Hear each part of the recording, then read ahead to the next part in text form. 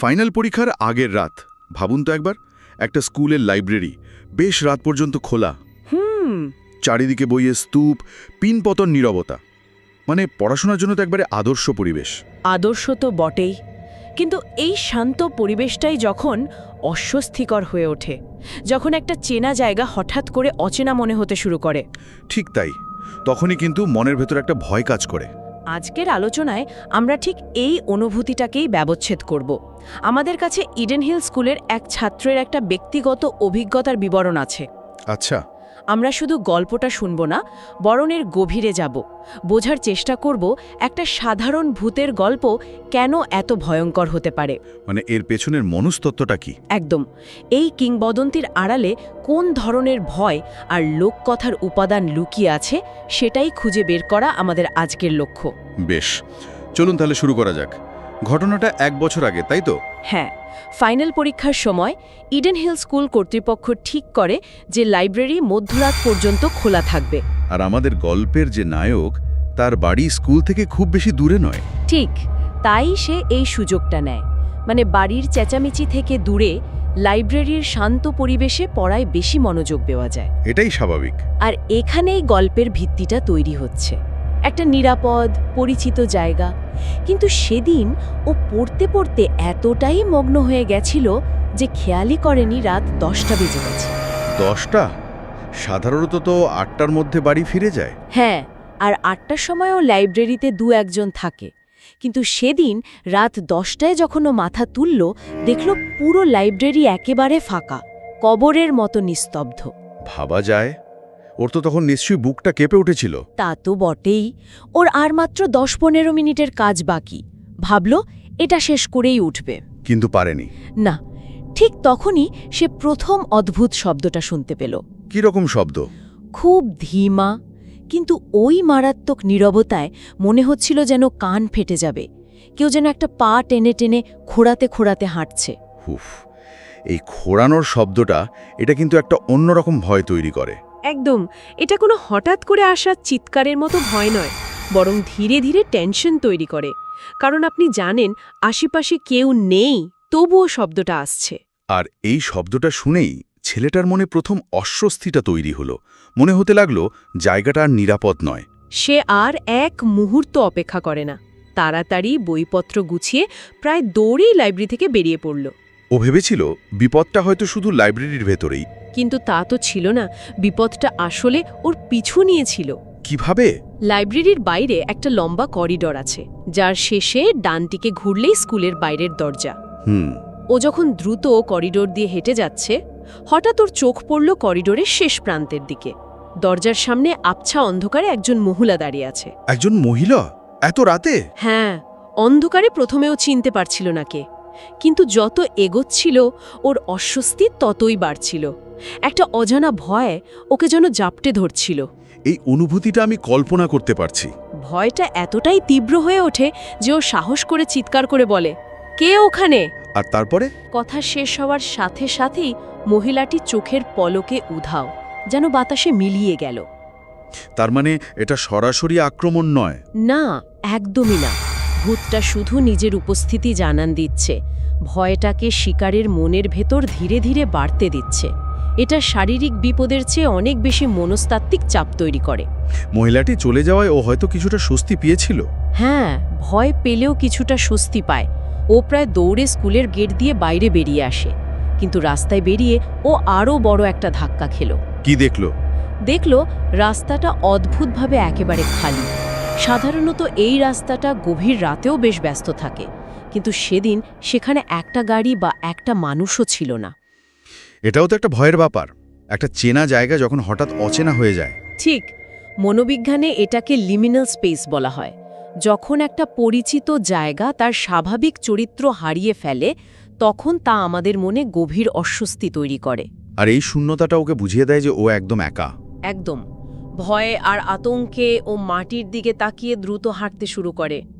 বাড়ির প্রায় কাছাকাছি এসে গেছে, হঠাৎ খেয়াল করল মাটিতে একটা লম্বা ছায়া ওর দিকে এগিয়ে আসছে। কিন্তু আশেপাশে তো কেউ ছিল না। কেউই না। ও চমকে উঠে এদিক ওদিক তাকালো, পেছনেও কেউ নেই। তাহলে ছায়াটা কার? কার? মাথা তুলে সামনে তাকাতেই ও আবার ওই মহিলাকে দেখতে পেল। এবার আরও স্পষ্ট। কিরকম? মহিলার হাঁটার ভঙ্গিটা ছিল খুব অদ্ভুত, নিয়েস্তন। দেখে মনে হচ্ছিল ওর হাঁটতে খুব কষ্ট হচ্ছে, আর এত ধীরে হাঁটছিল যে ছেলেটা অল্প সময়ের মধ্যেই ওর প্রায় কাছে পৌঁছে গেল। এবার নিশ্চয়ই ও মহিলাকে স্পষ্ট দেখতে পেয়েছিল। হ্যাঁ, ওর পরনে ছিল ছেঁড়া নোংরা কাপড়, হাত আর পাগুলো অস্বাভাবিকভাবে মোচড়ানো, চুলগুলো অগোছালো। এই দৃশ্য দেখেও ভয়ে নিজের জায়গায় জমে গেল। মানে ওর পা দুটো যেন মাটিতে আটকে গেছে। ঠিক এখানে আনক্যানি ভ্যালি এফেক্টের একটা দারুণ উদাহরণ আমরা দেখতে পাই। আনক্যানি ভ্যালি মানে যখন কোনো কিছু দেখতে প্রায় মানুষের মতো কিন্তু তার মধ্যে সামান্য কিছু অস্বাভাবিকতা থাকে, আমাদের মস্তিষ্ক সেটা গ্রহণ করতে পারে না। এই বিভ্রান্তি থেকেই ভয় তৈরি হয়। ওর মন নিশ্চয়ই ওকে সরে যেতে বলছিল, বারবার বলছিল, কিন্তু ওর সেই সাহসও হচ্ছিল না। নড়াচড়া করার শক্তি হারিয়ে ফেলেছিল। আর ঠিক সেই মুহূর্তে সেই মহিলা তার মাথাটা এক ঝটকায় অস্বাভাবিকভাবে প্রায় 180 ডিগ্রি ঘুরিয়ে ওর দিকে তাকালো। ওহ! তার চোখ দুটো ছিল একেবারে শূন্য, অনুভূতিহীন। তারপর এক শীতল ভৌতিক কণ্ঠে সে জিজ্ঞাসা করল, কে? আমার মেয়েকে দেখেছ? এই প্রশ্নটার তো কোনো উত্তর হয় না। না, কারণ হ্যাঁ বা না যাই বলা হোক না কেন, বিপদ তো নিশ্চিত। এই একটা প্রশ্নের মাধ্যমে ভূতটা আর শুধু একটা ভয়ঙ্কর দর্শন থাকে না, সে একটা উদ্দেশ্যসহ চরিত্র হয়ে ওঠে। ওর যন্ত্রণাটা যেন প্রকাশ পায়। ঠিক এই প্রশ্নে ছেলেটি এতটাই ভয় পেয়ে যায় যে ওর মাথা কাজ করা বন্ধ করে দেয়।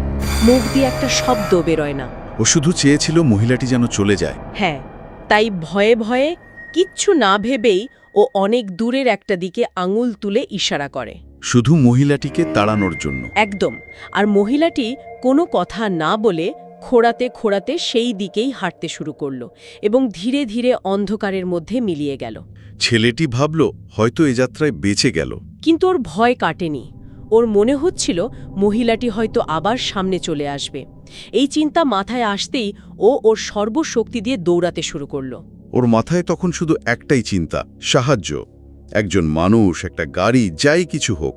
আরও যখন পাগলের মতো দৌড়াচ্ছে, ঠিক সেই মুহূর্তে ও দূর থেকে সেই মহিলার তীক্ষ্ণ চিৎকার শুনতে পেল। কি চিৎকার? মহিলাটি চিৎকার করে বলছিল, ও এখানে! ও এখানে! এর মানে কি? এই চিৎকারটা গল্পের মোড় পুরোপুরি ঘুরিয়ে দেয়। এটা রাগের চিৎকার নয়, বরং খুঁজে পাওয়ার উল্লাস। মানে ছেলেটির দেখানো দিকটা হয়তো দৈবক্রমে সঠিক ছিল। তারপর ছেলেটার কি হলো? এরপর ওর আর কিছু মনে নেই। যখন জ্ঞান ফেরে, ও নিজেকে নিজের বাড়িতে নিজের বিছানায় আবিষ্কার করে। কি করে বাড়ি পৌঁছালো? পরে জানতে পারে ওর এক প্রতিবেশী ওকে রাস্তার উপর অজ্ঞান অবস্থায় পড়ে থাকতে দেখে বাড়িতে নিয়ে আসে। আর সেই প্রতিবেশীর কাছ থেকেই ও আসল ঘটনাটা জানতে পারে। হ্যাঁ, ইডেন হিল স্কুলের এই পুরনো কিংবদন্তিটা, আগাথার গল্প। তাহলে কি এই আগাথা? আমাদের সূত্র অনুযায়ী 1998-এ আগাথা নামে এক 32 বছর বয়সী মহিলার 10 বছরের একটা মেয়ে ছিল।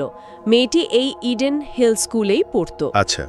একদিন স্কুলের মাঠে বন্ধুদের সাথে খেলার সময় একটি মারাত্মক দুর্ঘটনায় মেয়েটি মারা যায়। কি সাংঘাতিক! সন্তান হারানোর এই শোক আগাথা সহ্য করতে পারেনি।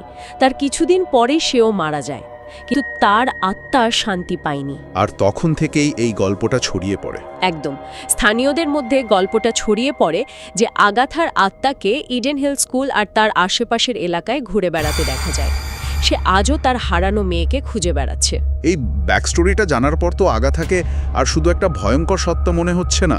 না, সে একজন শোকাহত মা হয়ে ওঠে।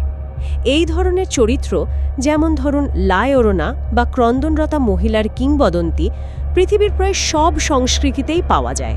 একজন মা তার হারানো সন্তানকে খুঁজছে, এই বিষয়টা খুবই বেদনাদায়ক। তাই আগাথার গল্পটা শুধু একটা স্থানীয় ভূতের গল্প না হয়ে একটা সর্বজনীন ট্র্যাজেডির রূপ নেয়। সত্যি, একটা সাধারণ রাত, পরীক্ষার প্রস্তুতি, কত স্বাভাবিক একটা ঘটনা।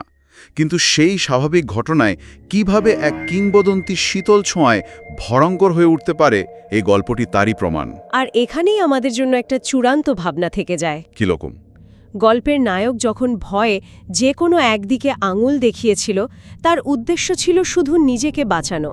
কিন্তু সেই দিকটা কি সত্যিই যে কোনো দিক ছিল? আপনি বলতে চাইছেন নাকি তার অবচেতন মন সেই চরম আতঙ্কের মুহূর্তে ঠিক সেই দিকেই ইশারা করেছিল যেখানে বহু বছর আগে আগাথার মেয়ে হারিয়ে গিয়েছিল? যার ফলে আগাথার রাগে নয়, বরং তার মেয়েকে খুঁজে পাওয়ার এক তীব্র ভুল আশায় চিৎকার করে উঠেছিল। ও এখানে এই প্রশ্নটা গল্পটিকে এক অসমাপ্ত যন্ত্রণার বৃত্তে চিরকালের জন্য আটকে রাখে। এই ধরনের আরও রোমাঞ্চকর ভৌতিক গল্প দেখতে হলে সাসপেন্সে বাংলা চ্যানেলটি সাবস্ক্রাইব করতে ভুলবেন না। আজকের মতো এখানেই শেষ করছি।